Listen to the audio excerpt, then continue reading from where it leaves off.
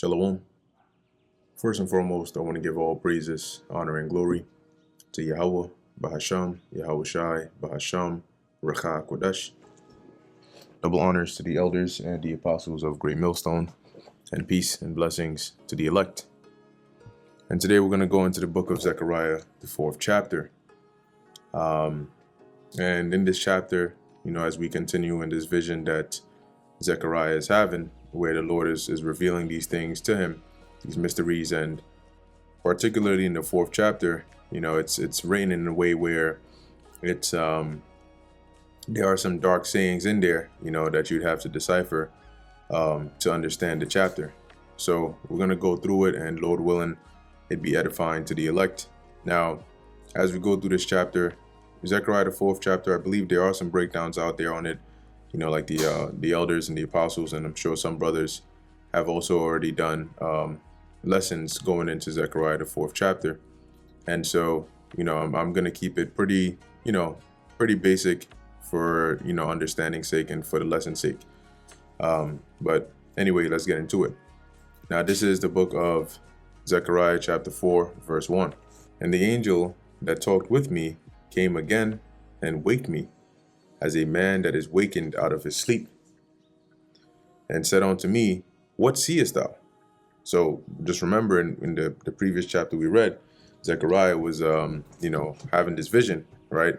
And, he had this angel that was, talking with him, that went into the different, like in the 3rd chapter,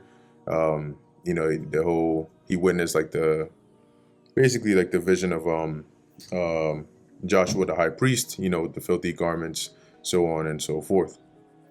So continuing in verse 2, and said unto me, What seest thou? And I said, I have looked, and behold a candlestick of gold, and a bowl upon the top of it, and his 7 lamps thereon, and 7 pipes to the 7 lamps which are upon the top thereof. So you can imagine something that looks like a menorah, basically, okay, with the 7 lamps and then the 7 pipes, right? Where if we just look up a menorah, you can see something similar. Let me see if they have. What is this? This is which they ain't in the scriptures. They don't show. I don't know where to get this symbol from, but anyway, 1, 2, 3, 4, 5, 6, 7, 8, 9. Anyway, you get the gist of it, right? You have the pipes, and then you have the lamps, over there, right? So basically, he saw something that pretty much resembles or looks like a menorah.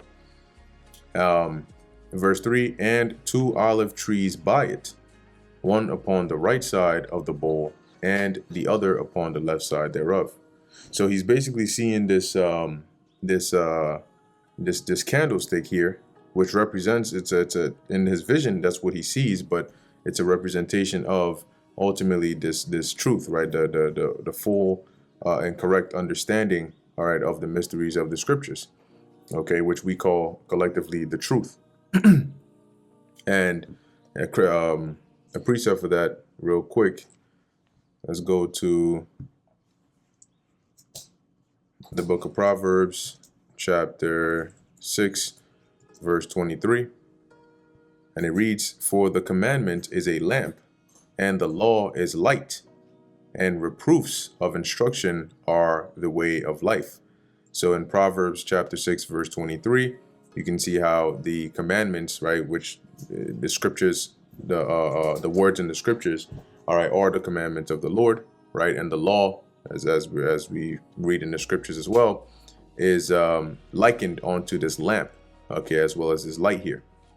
Okay, so going back to Zechariah chapter 4, verse 2, that lamp, ultimately representing this truth. And then Zechariah also sees the 2 olive trees that were by it. Okay, and on a basic level, these 2 trees represent the 2 kingdoms of the nation of Israel, right? When you go back to the time of after the reign of King Solomon, the nation of Israel was split into 2 kingdoms, right? You had the kingdom of Israel and the kingdom of Judah. So in other words, the northern kingdom and the southern kingdom. And this is also mentioned, right? The two olive trees, they're also mentioned in the book of Revelation, the 6th chapter, or I believe the 11th chapter. I don't know why I just typed in 8. But let's take a look here. So you can see in Revelation chapter 11, you have here the mention of the two witnesses. Now, as a matter of fact, I believe if I even just cross-reference Zechariah 4 and 3 with other scriptures, Revelation should pop up here. There we go. Revelation chapter 11 verse 4 pops up over here. And this is an example as to why the scriptures say precept must be upon precept, right? Here a little and there a little. So let's go to the book of Revelation chapter 11, and we'll start at verse 3. So this is Revelation chapter 11 verse 3. And I will give power unto my two witnesses, which the two witnesses are synonymous with the two olive trees. Okay. And like I mentioned, overall, this represents the two kingdoms of Israel, right? The northern kingdom and the southern kingdom. And they shall prophesy 1,260 days clothed in sackcloth. These are the two olive trees, right? Those two witnesses, and the two candlesticks standing before the God of the earth. And if any man will hurt them, right? The olive trees, the candlesticks, the witnesses, was referring to the same thing. So if any man will hurt them, fire proceedeth out of their mouth, and devoureth their enemies. And if any man will hurt them, he must in this manner be killed. Verse 6, these have the power to shut heaven, that it rain not in the days of their prophecy, and have power over waters to turn them to blood, and to smite the earth with all plagues as often as they will. Now, these, verse 5 and verse 6, are accounts of different events that took place, right? That were forms of the Lord bestowing power upon Israelites in their respective time periods to defend themselves or to perform these miracles. Okay. Now here, when we read it, it's saying that this is what the two witnesses or the two olive trees would do if they were in danger. Right now, the fire proceeding out of their mouth, that was an instance that happened during the time of Elijah, when the general, came with his army of 50 to try and take Elijah. He called on fire from heaven, and that devoured them, I believe, twice. And there was the third general that came, which had some sense and came correct, so he didn't get burned up. Okay, and likewise, you also had here Elijah again. In the book of Kings, you read about how he made it so that it would not rain. He prophesied that it would not rain for, I believe, about 3 years.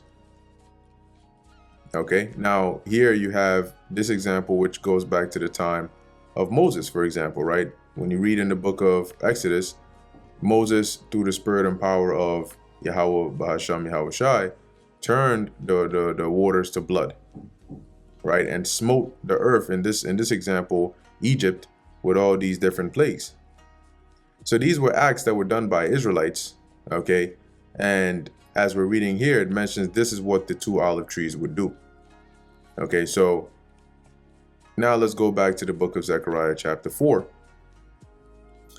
Zechariah has now seen, right, this candle, this lamp, and he's seen the two olive trees beside them, which we just went into what that means. But to Zechariah, he did not know, right? So in verse 4, so I answered and spake to the angel that talked with me, saying, what are these, my Lord? So what does this mean? What does this represent? Then the angel that talked with me answered and said unto me, knowest thou not what these be? And I said, no, my Lord.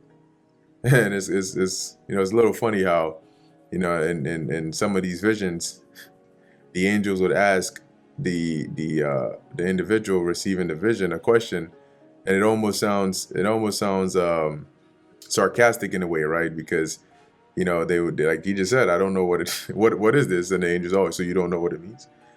I think you read something similar also in the book of John, when they ask, like, what is this? And he's like, how am I supposed to know? Right? Thou knowest.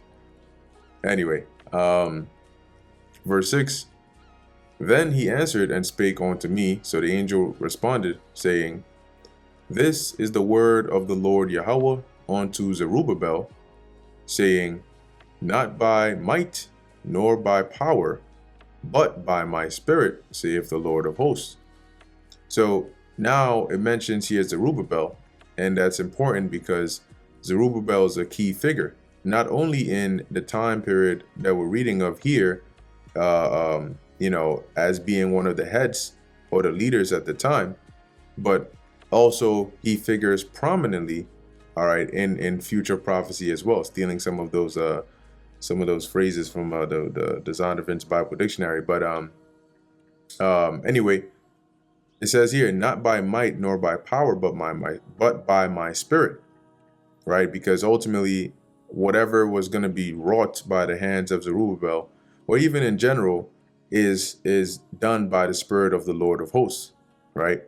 Now, the word or the name Zerubbabel, when you actually go into it, let's see if the blue letter breaks it down accurately.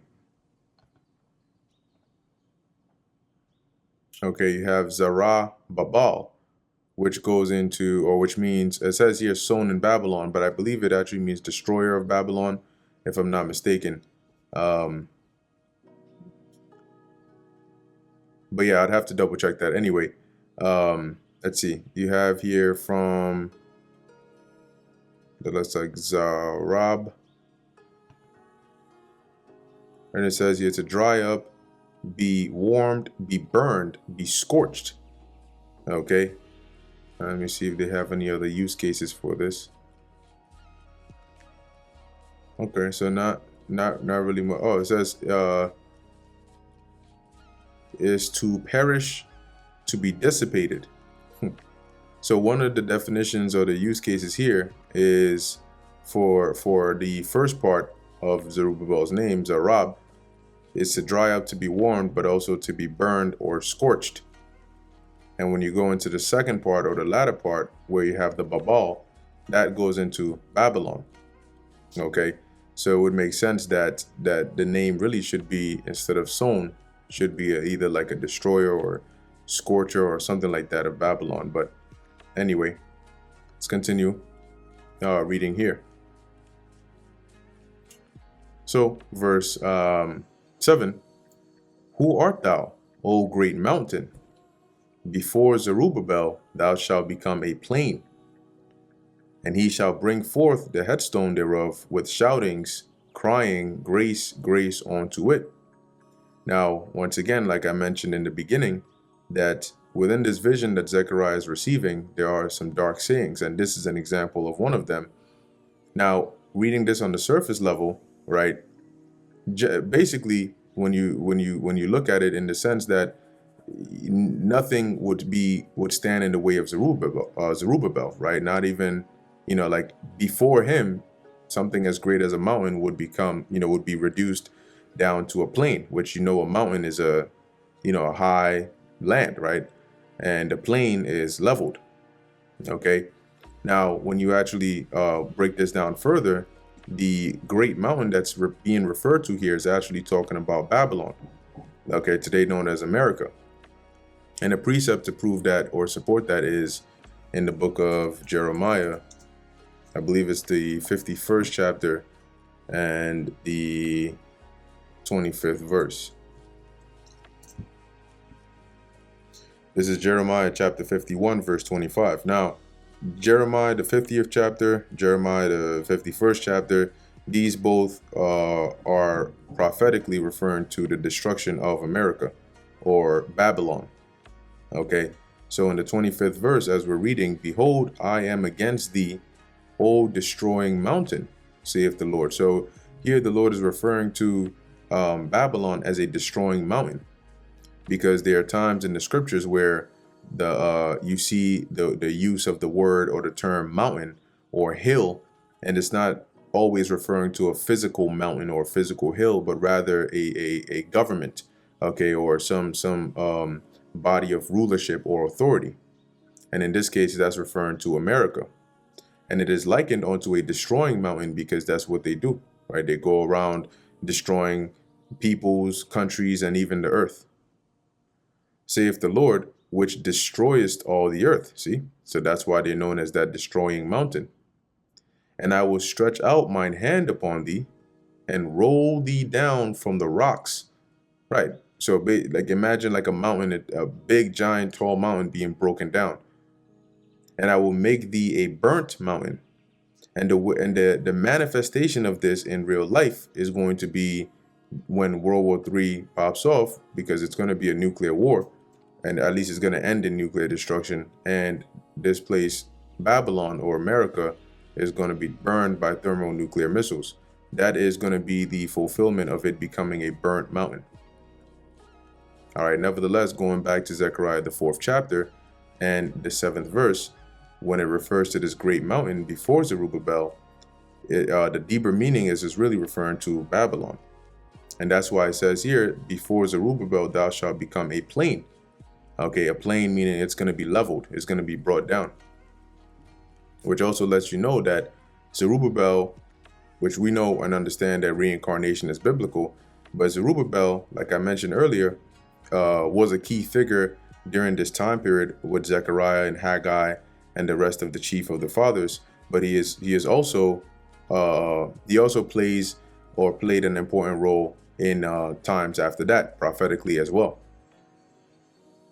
It says here, and he shall bring forth the headstone thereof with shoutings, crying, grace, grace unto it. And the headstone is referring to Yahushai. Okay, that cornerstone, which there are numerous precepts on that. But that headstone, and when it says bring forth, it means to herald in. Okay, so, and it's not only Zerubbabel, right, but also us, all right, the rest of the prophets, especially now in this time. That is what we are doing. We are heralding in the headstone, which is Yahushai, with shoutings, crying, grace, grace unto it.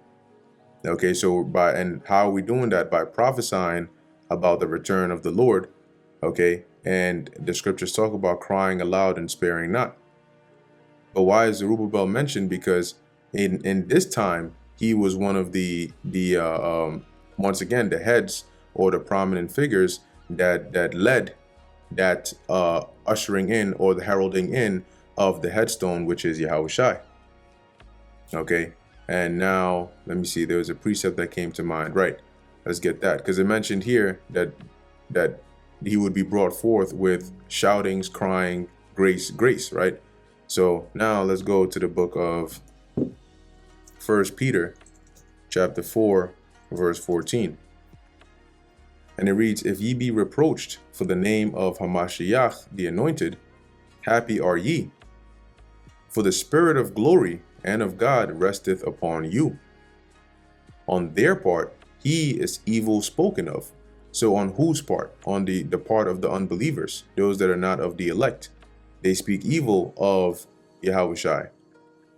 But on your part, he is glorified. See, and your part being the elect, right? The believers. And he is glorified. So guess what? That makes sense as to why in the ushering in or in the heralding in of Yahushai, it would be with shoutings, crying, grace, grace unto it.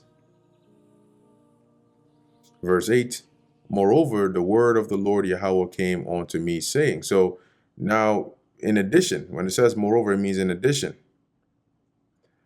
The hands of Zerubbabel have laid the foundation of this house. His hands shall also finish it, and thou shalt know that the Lord Yahweh of hosts hath sent me unto you. Now, during this time period, Zerubbabel was a part of those that laid the foundation of the house, of the temple, the second temple, that is. And when you read into it, which we read in the book of Ezra as well, he also did finish building the temple, right, with the rest of the chief of the fathers and so on. However, and that was the physical temple. Okay, but however, there's also the spiritual temple, which Zerubbabel being one of the heads, okay, of that, he also laid the foundation for that as well, which that third temple or that spiritual temple represents once again the elect otherwise known as the house of David. Okay, and just as he helped lay that foundation for it, he is also going to help with the finishing of the building of it. And the difference between the second temple that was built physically with hands and the third temple that is being built now, right? It started already, but it's being built now, not being physically done with hands, is now the way we're actually building this third temple is by prophesying, is by preaching. Okay, and that is likened on to what they did back then by actually getting the materials and the bricks and the physical building. Okay, but now the Lord has it being done in a spiritual manner. Nevertheless, that doesn't take away from the effect of it anyway. It says, and thou shalt know that the Lord Yahweh of hosts has sent me unto you. Right, so it would confirm the things that Zechariah is seeing here, okay, as coming to pass. Verse 10, for who hath despised the day of small things? For they shall rejoice and shall see the plummet in the hand of Zerubbabel with those 7. They are the eyes of the Lord Yahweh, which run to and fro through the whole earth. Now, when you read this, sometimes it helps.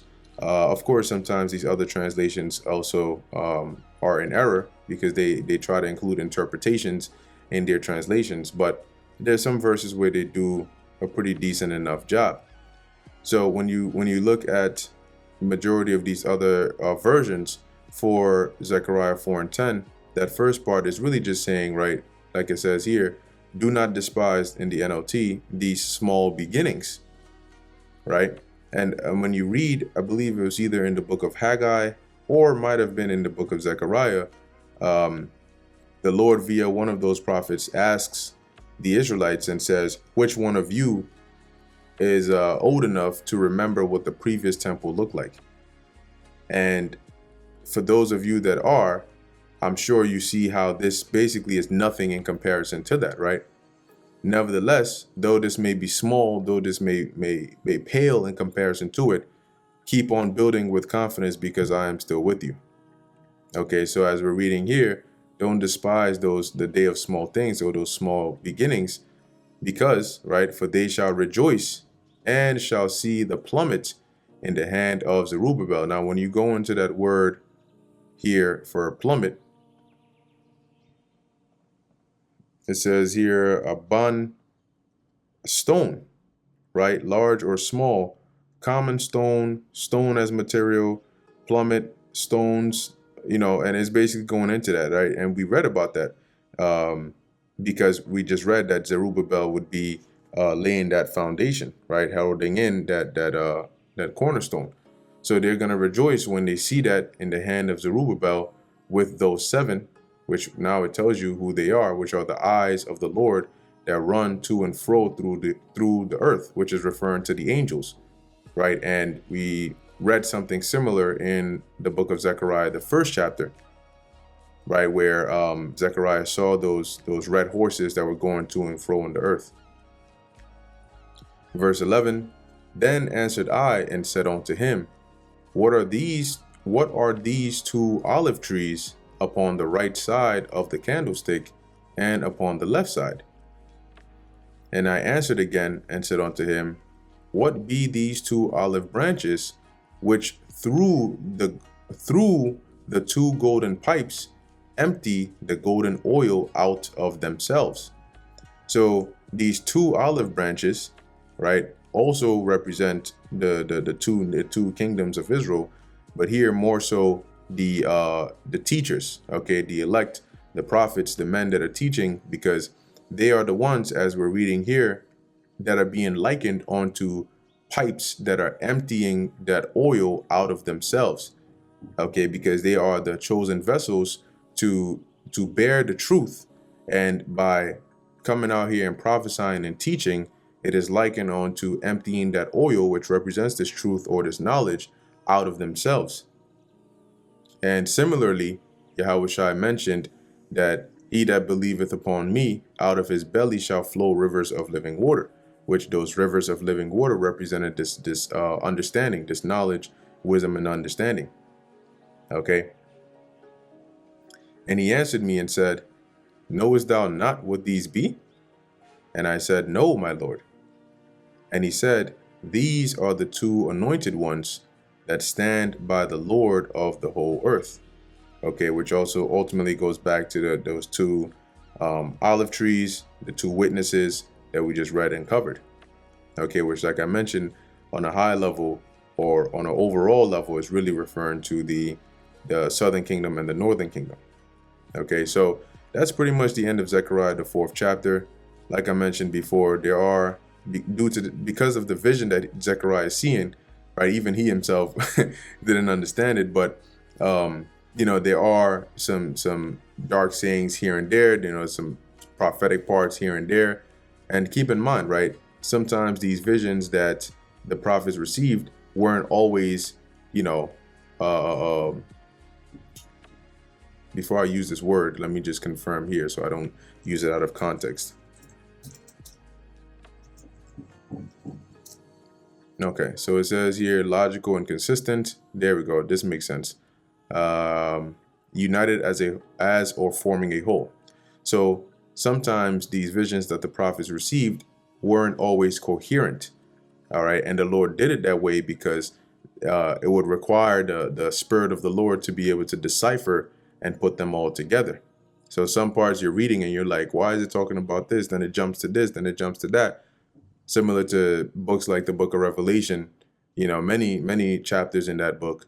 But one main example would be Revelation, the 20th chapter, as you have some time skips and jumps here and there. Okay. But ultimately in Zechariah 4, we basically, go into, this vision that Zechariah sees about the, the truth about the northern and the southern kingdom, and ultimately about the ushering in of Yahushai, and ultimately the importance, okay, of Zerubbabel, but also the prophets and the teachers that would be prophesying, in the spirit of Yahweh Ba'ashem Yahushai. Okay, so with that, Lord willing, that was edifying to the elect. In closing, I want to give all praises, honor, and glory to Yahweh Ba'ashem Yahushai Ba'ashem Recha Kudash. And until next time, Shalom.